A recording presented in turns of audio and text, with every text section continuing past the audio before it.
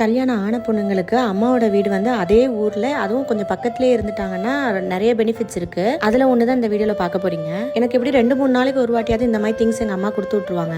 எனக்குன்னு வாங்குறத விட அவங்க வீட்டுல என்னெல்லாம் பாக்குறாங்களோ சரி எனக்கு கொடுக்கலாம் அப்படின்னு சொல்லிட்டு எல்லாமே எடுத்து வச்சுப்பாங்க. வீட்டுல இந்த பனானாவும் ரஸ்க்கும் எடுத்துட்டு வந்திருக்காங்க. வெள்ளை பூண்டு வேணும், காலி ஆயிடுச்சுன்னு சொல்லி கேட்டிருந்தேன். அப்போதைக்கு வாங்கலன்றதுனால எங்க அம்மா கிட்டே ஒண்ணுதான் இருந்துச்சு, அதை எடுத்துட்டு வந்து தந்துட்டாங்க.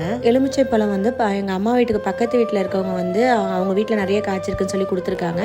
அதில் கொஞ்சம் எடுத்து வச்சுட்டு எனக்கு மீதி கொண்டு வந்து கொடுத்தாங்க. அப்புறம் 2 மாதுளம்பழம். முருங்கைக்காய்லாம் வந்து நான் கடையிலலாம் ரொம்ப வாங்கினதே கிடையாது. ஏன்னா எங்கள் வீட்டில் வந்து முருங்கை மரம் இருக்கிறதுனால சீசன் இருக்கப்போ முருங்கைக்காய் அப்புறம் கீரை எல்லாமே எங்கள் அப்பா பறிச்சுட்டு வந்து என்கிட்ட கொடுத்துருவாரு.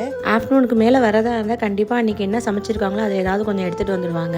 மீன் குழம்பு, பசங்களுக்கு சாக்லேட், மரவள்ளி கிழங்குல எங்கள் அம்மா வந்து நிறைய டிஷ்ஷஸ் செய்வாங்க. அதில் ஒன் ஆஃப் த ஃபேவரட்னு பார்த்தீங்கன்னா இந்த மரவள்ளி கிழங்கு சிப்ஸ் தான். பசங்களுக்கு வந்து ஸ்கூலுக்கு ஸ்நாக்ஸாக கொடுத்து விட்டா ஃபுல்லாக சாப்பிட்ருவாங்க. இந்த வீடியோ பிடிச்சா லைக் பண்ணி சப்ஸ்கிரைப் பண்ணுங்கள். உங்களை நெக்ஸ்ட் வீடியோவில் மீட் பண்ணுறேன். பாய்.